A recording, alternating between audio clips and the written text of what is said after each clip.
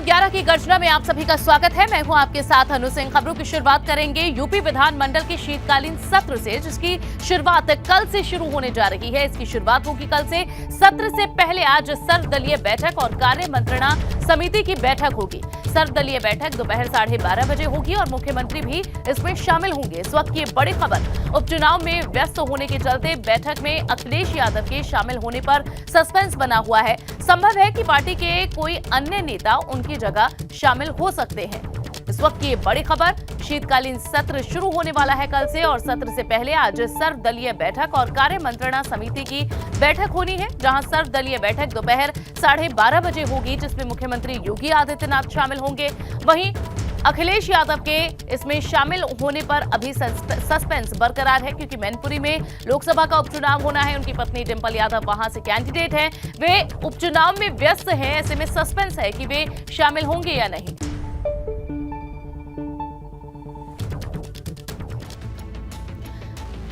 तो यूपी का शीतकालीन सत्र कल से शुरू हो रहा है। इससे जुड़ी हुई कुछ अहम बातें आपको बताते हैं। कल से यूपी के इस शीतकालीन सत्र की शुरुआत हो रही है, जहां सदन के हंगामेदार होने की संभावना बनी हुई है। दरअसल शीतकालीन सत्र से पहले एक सर्वदलीय बैठक भी बुलाई गई है। विधानसभा स्पीकर की ये सर्वदलीय बैठक होगी, जिसमें सभी दलों के नेता शामिल होंगे, विधायक शामिल होंगे। सत्र को सुचारू रूप से चलाने पर यहां मंथन होगा, ताकि ज्यादा से ज्यादा चर्चा हो, ज्यादा से ज्यादा प्रदेश के विकास के लिए जो कानून है उन्हें पास किया जाए, उन्हें रखा जाए, उन पर चर्चा हो। सीएम योगी आदित्यनाथ की मौजूदगी में एक बैठक होने जा रही है, लेकिन अखिलेश यादव इस बैठक में शामिल होंगे या नहीं, इस पर सस्पेंस बना हुआ है, क्योंकि मैनपुरी में उपचुनाव है और जैसा बताया कि उनकी पत्नी चुनाव लड़ रही है, वे व्यस्त वहां पर हैं। ज्यादा जानकारी के लिए सीधा रुख कर लेते हैं। लखनऊ से हमारे संवाददाता विवेक त्रिपाठी इस वक्त जुड़ चुके हैं। विवेक, काफी अहम मानी जाती है ये जितने भी सत्र होते हैं उनसे पहले होने वाली सर्वदलीय बैठक, लेकिन जैसा हम देखते हैं हमेशा विपक्ष कई मुद्दों को लेकर सवाल उठाता है, हंगामा होता है। इससे पहले आज होने वाली जा रही बैठक के बारे में पहले बताएं और फिर क्या संभावना है सत्र को लेकर।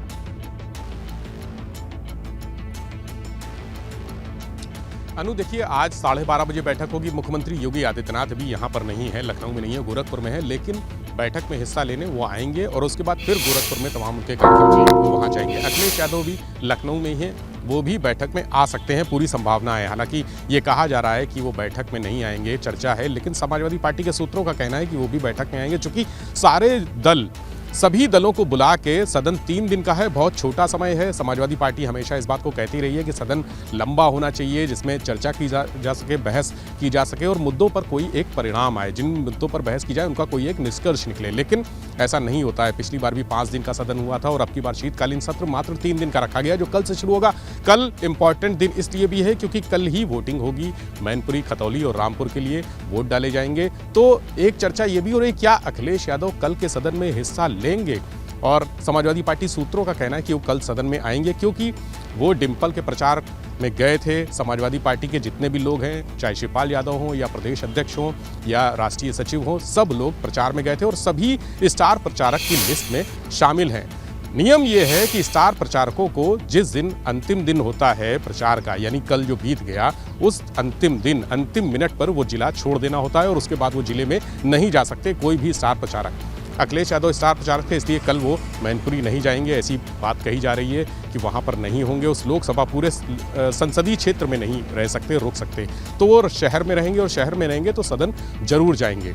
सदन जाएंगे तो हंगामा भी जरूर होगा। अखिलेश यादव की मौजूदगी में ही ज़्यादा जो बहस होती है, तर्क होते हैं, वितर्क होते हैं, कुतर्क होते हैं, वो ज़्यादा होते हैं। इस बात के लिए आज सर्वदलीय बैठक है कि जो कल सदन होना है उसको किस तरह से सुचारू रूप से चलाया जाए। कोई जो मुद्दे हैं उन पर बात हो। खैर, खास मुद्दा तो बजट का है। कल बजट रखा जाएगा, पारित होगा बजट, और 50,000 करोड़ के आसपास का बजट बताया जा रहा है, वो पारित होगा। उसी को लेकर ज़्यादा चर्चा होगी कि बजट में कौन कौन से खास प्रावधान होंगे। उसको लेकर समाजवादी पार्टी अपनी तैयारी कर रही है, भारतीय जनता पार्टी की अपनी तैयारी है। दोनों जो प्रमुख दल हैं, यानी सत्ताधारी और विपक्षी दल, दोनों कल पूरी तैयारी के साथ वहां पर आएंगे।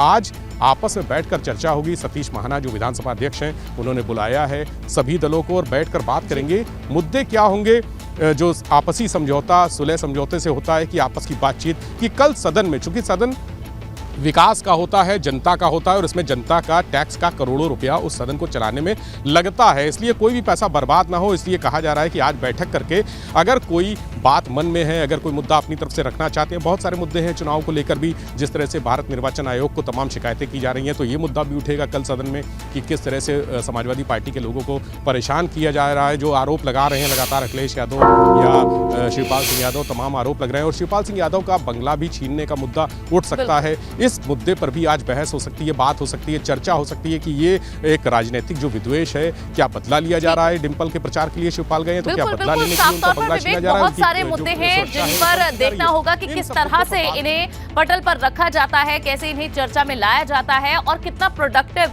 ये शीतकालीन सत्र रहता है, जिसके लिए आज सर्वदलीय बैठक बुलाई गई है। विवेक, शुक्रिया इस पूरी जानकारी के लिए आपका।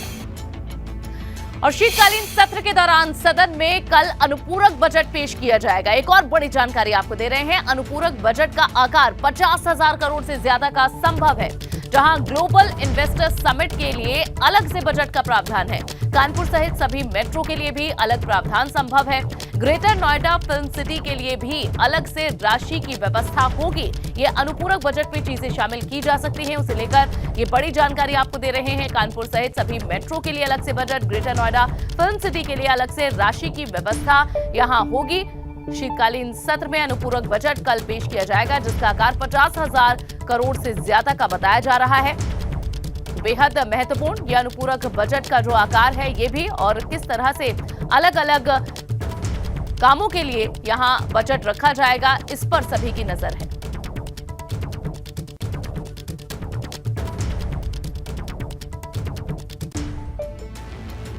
और चलिए अब खबरों में आगे बढ़ेंगे, जहां निकाय चुनाव को लेकर आज मेयर और चेयरमैन के लिए आरक्षण सूची जारी हो सकती है। एक और बड़ी जानकारी आपको दे रहे हैं। 17 नगर निगम के मेयर, 200 नगर पालिका के अध्यक्ष और 546 नगर पंचायतों के अध्यक्ष के चुनाव के लिए आरक्षण का क्या फॉर्मूला होगा, इसकी घोषणा आज हो सकती है। वैसे तो नगर विकास मंत्री ए.के. शर्मा को प्रेस कॉन्फ्रेंस कर इसे कल ही जारी कर देना था, लेकिन बाद में ये कार्यक्रम स्थगित कर दिया गया। सूत्रों की माने तो अब इसे लेकर एक प्रेस कॉन्फ्रेंस नहीं होगी, बल्कि विभाग इसे उसी तरह जारी करेगा जैसे इससे पहले 75 जिलों के लिए वार्ड में आरक्षण सूची की लिस्ट को जारी किया गया था। इससे पहले यूपी निकाय चुनाव के लिए प्रदेश के सभी 75 जिलों के निकायों के वार्ड आरक्षण की सूची जारी हो चुकी है। पिछली बार 16 शहरों में नगर निगमों और मेयर के लिए चुनाव होने थे, इस बार ये संख्या 17 हो गई है। पिछली बार भी मेयर के लिए महिला, ओबीसी, एससी, एसटी के लिए आरक्षण था, और अब देखना होगा कि ये किस तरह से नई सूची जो है वो सामने आती है। एक दिन का इसमें डिले हुआ है, प्रेस कॉन्फ्रेंस नहीं होगी, बल्कि इसकी सूची को जारी कर दिया जाएगा। तो सवाल यही है, निकाय चुनाव का आरक्षण फॉर्मूला क्या होगा? निकाय चुनाव को लेकर आज आरक्षण का जो फॉर्मूला होगा वो जारी हो जाएगा। मेयर और चेयरमैन के लिए ये आरक्षण की सूची जारी होने जा रही है, जहां आरक्षण की लिस्ट को लेकर प्रेस कॉन्फ्रेंस नहीं होगी। ये सूत्रों के हवाले से बड़ी जानकारी है। कल तक संभावना थी कि प्रेस कॉन्फ्रेंस हो सकती है। पहले विभाग की तरह ही जिस तरह से पहले आरक्षण सूची जारी की गई थी, वो आरक्षण सूची अब भी संभावित है जारी की जाए। अभी तक 48 जिलों के आरक्षण की लिस्ट आई है, जहां बाकी बचे 27 जिलों की लिस्ट आज जारी हो सकती है, और जल्द ही निकाय चुनाव की तारीखों का ऐलान भी किया जा सकता है, जिसका सभी को इंतजार इस समय है। ये बड़ी जानकारी दे रहे हैं। आज एक सूची जारी की जा सकती है, कोई प्रेस कॉन्फ्रेंस नहीं होगी, ये सूत्रों के हवाले से खबर है। निकाय चुनाव की तारीखों का ऐलान भी जल्द हो सकता है, लेकिन उससे पहले ये आरक्षण की लिस्ट जिस तरह पहले जो विभागों के लिए की गई थी, ऐसी ही एक लिस्ट आज जारी की जा सकती है।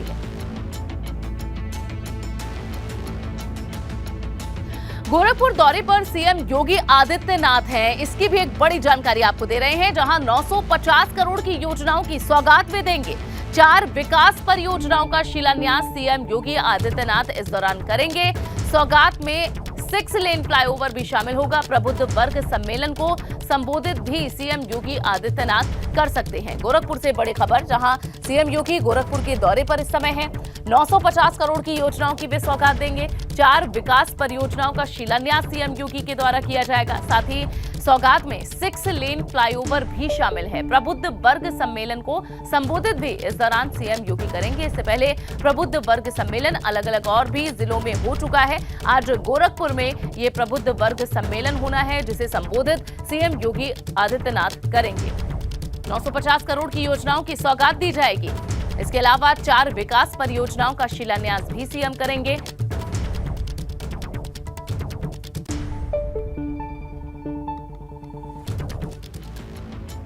तो गोरखपुर को बड़ी सौगात आज मिलने जा रही है, जहां गोरखपुर को 950 करोड़ की सौगात देंगे आज सीएम योगी आदित्यनाथ, और इसमें शामिल होगा 6 लेन फ्लाईओवर भी। ये सौगात भी आज मिलने जा रही है। गोरखपुर में प्रबुद्ध वर्ग को संबोधित भी सीएम योगी के द्वारा किया जाएगा। सभी 80 वार्ड और 11 नगर पंचायतों को जीत का मंत्र भी सीएम के द्वारा यहां दिया जाएगा। सीएम कई जिलों में इससे पहले कर चुके हैं प्रबुद्ध वर्ग को संबोधित, और अब गोरखपुर में भी ये कार्यक्रम है, जहां शिक्षा परिषद के संस्थापक सप्ताह में भी शामिल होंगे सीएम योगी आदित्यनाथ, और कबड्डी कार्यक्रम के समापन में भी वे शामिल होंगे। तो कई कार्यक्रम हैं। आज शाम 6 बजे गीता प्रेस की जयंती का कार्यक्रम है, जिसमें सीएम योगी शामिल होंगे। तो आज कई कार्यक्रम गोरखपुर से जुड़े हुए सीएम योगी आदित्यनाथ के ये हैं।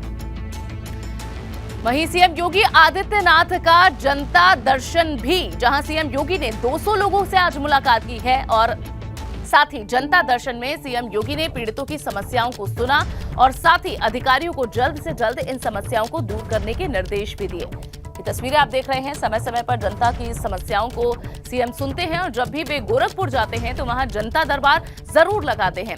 आज भी कुछ ऐसा ही नजारा था। गोरखपुर में सीएम ने जनता दरबार लगाया, वहां लोगों की समस्याएं सुनी, और लगभग 200 लोगों से उन्होंने मुलाकात की जनता दर्शन कार्यक्रम के दौरान। और इस जनता दर्शन में सीएम योगी ने पीड़ितों की समस्याओं को सुना।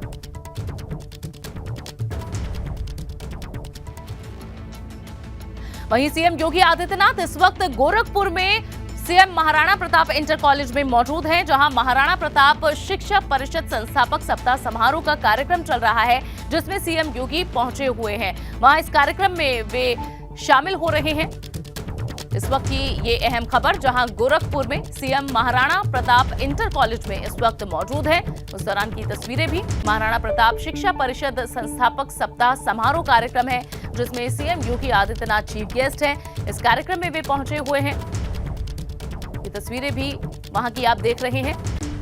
CM Maharana Pratap inter college के खास कार्यक्रम में, जहां आज महाराणा प्रताप शिक्षा परिषद संस्थापक सप्ताह समारोह कार्यक्रम है, और इसमें सीएम की ये मौजूदगी।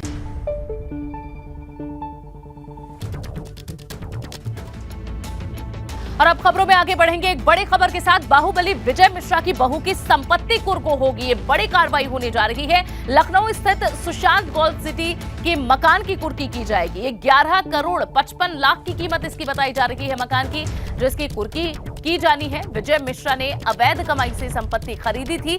भदोई पुलिस लखनऊ में कुर्की की कार्रवाई करेगी। इस वक्त की बड़ी खबर, बाहुबली विजय मिश्रा की बहू की संपत्ति को कुर्क किए जाने की तैयारी हो रही है। लखनऊ में स्थित है सुशांत गोल्ड सिटी में मकान, जिसकी कुर्की की तैयारी। आ रहे हैं तहसीलदार साहब, चलते हैं मौके पर देख लेते हैं। अच्छा, किस एक्ट के तहत होगी? गैंगस्टर एक्ट के तहत। कहाँ पर दर्ज है मुकदमा? ये गोपीगंज में दर्ज है। गोपीगंज। आप गोपीगंज के इंस्पेक्टर? नहीं, हम सुरयाना के इंस्पेक्टर हैं। विवेचना हम कर रहे हैं, और मुकदमा गोपीगंज का है। अच्छा, इसके पहले भी संपत्तियां कुर्क हुई हैं तमाम? अब इसके बारे में हम कुछ नहीं बता।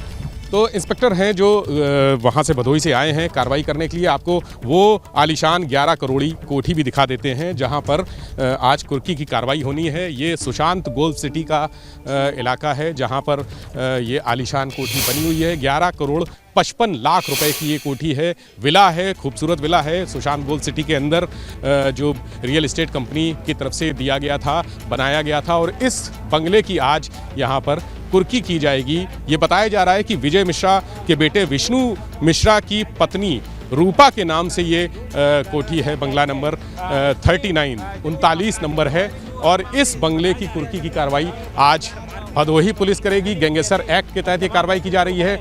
यहाँ ये कहा जा रहा है कि इस बंगले में, इस आलीशान कोठी में उनके परिवार के सदस्य रहते हैं। हालांकि पुलिस को अभी इसकी बहुत जानकारी नहीं है, पुष्टि नहीं है कि कौन रहता है। अब पुलिस आई है, यहाँ पर कार्रवाई शुरू करेगी।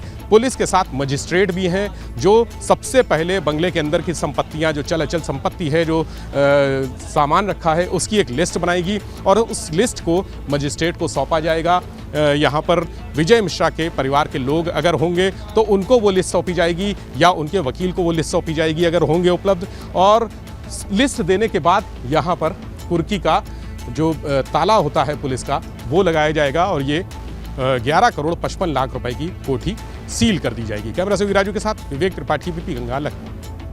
तो एक्सक्लूसिव तस्वीरें इस वक्त आपने देखी हैं, जहां बाहुबली विजय मिश्रा की बहू की संपत्ति को कुर्क किए जाने की किस तरह तैयारी हो रही है। पूरे फोर्स के साथ पुलिस वहां पहुंची हुई है। लखनऊ स्थित ये सुशांत गोल्ड सिटी में एक मकान बना हुआ है जिसकी कीमत 11 करोड़ 55 लाख रुपए बताई जा रही है और पुलिस पूरी तरह वहां कुर्की की तैयारी कर चुकी है और अब कुछ ही देर बाद ये प्रक्रिया संपन्न कर ली जाएगी। विजय मिश्रा ने अवैध कमाई से संपत्ति को खरीदा था, जिस पर अब कुर्की का ये हंटर चल रहा है। भदोई पुलिस लखनऊ में कुर्की की कार्रवाई कर रही है। ये एक्सक्लूसिव तस्वीरें भी हमारे संवाददाता विवेक ने आपको दिखाई हैं। सुशांत गोल्ड सिटी में ये मकान, आलीशान मकान है, जहां बताया जा रहा है कि परिवार रहा करता है विजय मिश्रा का और अपनी बहू के नाम से संपत्ति खरीदी गई थी।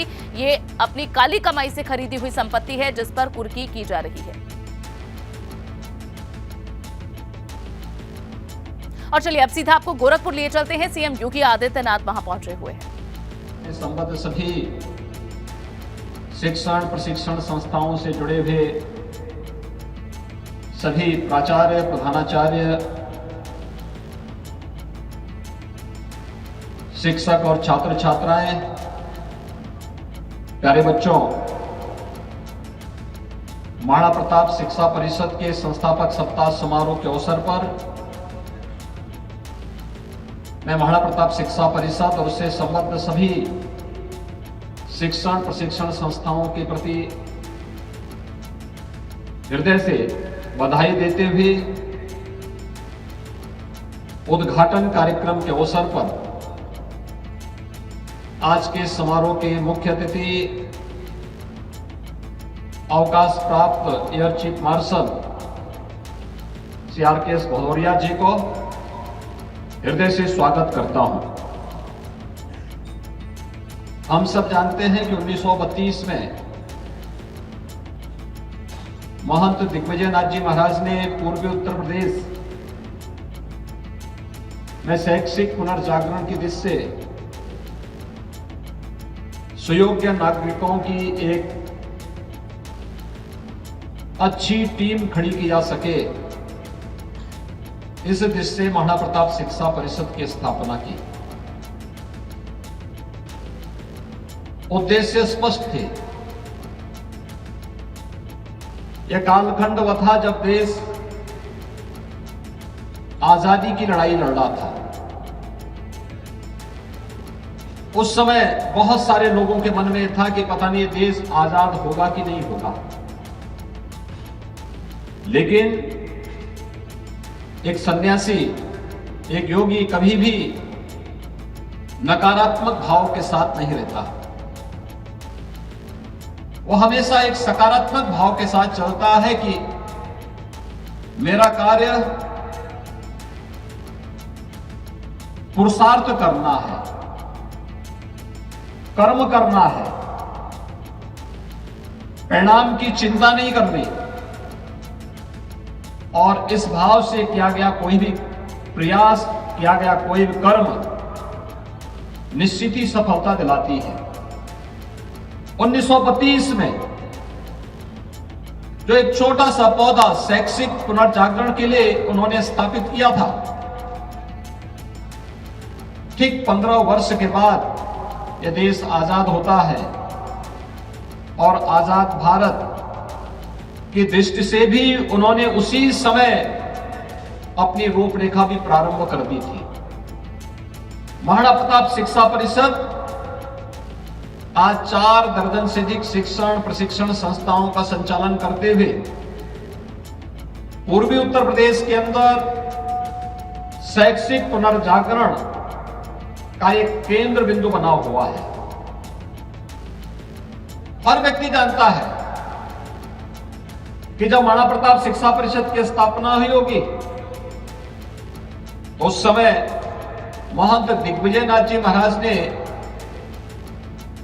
शिक्षा परिषद की स्थापना मध्यकाल में विदेशी आक्रांताओं के खिलाफ उस समय भारत की स्वाधीनता के बिगुल को बजाने वाले शौर्य और पराक्रम के प्रतीक महाराणा प्रताप के नाम पर उन्होंने शिक्षा परिषद की स्थापना की। पहली संस्था की स्थापना महाराणा प्रताप के नाम पर ही की, क्योंकि सामने हमें जिस लड़ाई को देश को लड़ना है उनके सामने उद्देश्य भी स्पष्ट हो और उद्देश्य की प्राप्ति का एक माध्यम भी होना चाहिए। माध्यम थे महाराणा प्रताप का शौर्य और पराक्रम। लक्ष्य था देश स्वतंत्र होगा और स्वतंत्र भारत में राष्ट्रभक्त नागरिकों की एक लंबी फौज खड़ी हो, क्योंकि राष्ट्रभक्त नागरिक ही अपने राष्ट्र के सर्वांगीण विकास के लिए कार्य कर सकते हैं। और उस अभियान को आगे बढ़ाते हुए जो कार्यक्रम प्रारंभ हुए, आज मुझे प्रसन्नता है कि महाराणा प्रताप शिक्षा परिषद अपनी सभी शिक्षण प्रशिक्षण संस्थाओं की मदद से एक धार्मिक, एक शैक्षणिक, एक सांस्कृतिक संस्था के द्वारा जो भी कार्य राष्ट्र के प्रति अपने उत्तरदायित्वों का निर्वहन करने के लिए किया जाना चाहिए, उस दिशा में अपने स्तर पर भी प्रयास कर रहा है।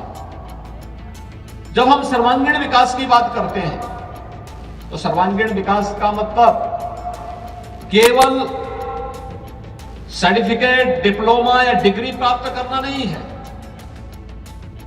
बल्कि अपने पाठ्यक्रम के पर भी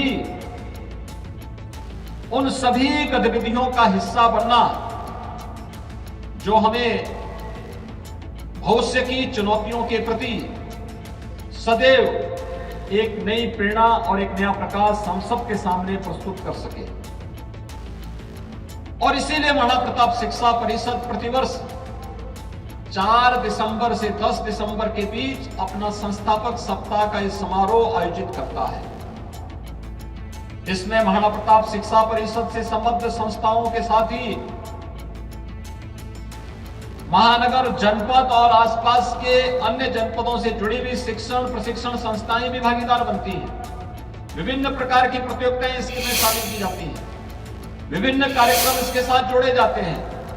खेल कूद की प्रतियोगिताएं होती हैं, भाषण की होती हैं, गायन की होती है, और इसकी शुरुआत होती है अनुशासन से। हम सब जानते हैं कि अनुशासन अगर व्यक्ति के जीवन में नहीं है तो कभी अपने लक्ष्य को प्राप्त नहीं कर सकता। अनुशासनहीन व्यक्ति, नागरिक या अनुशासनहीन छात्र की स्थिति वैसे होती है जैसे एक पेंडुलम होता है, उसकी कोई गति नहीं होती, उसका कोई लक्ष्य नहीं होता। ऐसे ही कभी भी हमें अपने जीवन में इस बात को ध्यान रखना होगा कि आज महाराणा प्रताप शिक्षा परिषद का जो कार्यक्रम प्रारंभ होता है, इस अनुशासन पर्व से आगे बढ़कर के फिर विभिन्न प्रकार की प्रतियोगिताओं के साथ आगे बढ़कर के और मुख्य समारोह के साथ 10 दिसंबर को फिर उसका समारोह होता है। यह अनुशासन जिसमें उन सभी संस्थाओं को जो अपने संस्था से जुड़ी हुई यूनिफॉर्म के साथ ही अपने व्यवस्थित अनुशासन के लिए जानी जाती हैं, उनको भी पुरस्कृत किया जाता है।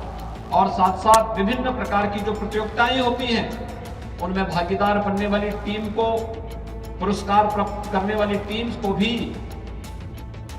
यहां पर महाराणा प्रताप शिक्षा परिषद के माध्यम से उन्हें सम्मानित करने का कार्यक्रम मुख्य समारोह के अवसर पर होता है।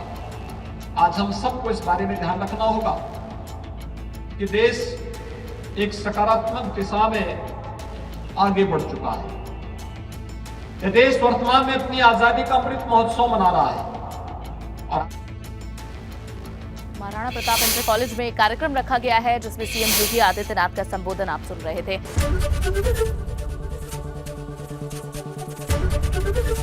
एबीपी गंगा, खबर आपकी, जुबान आपकी।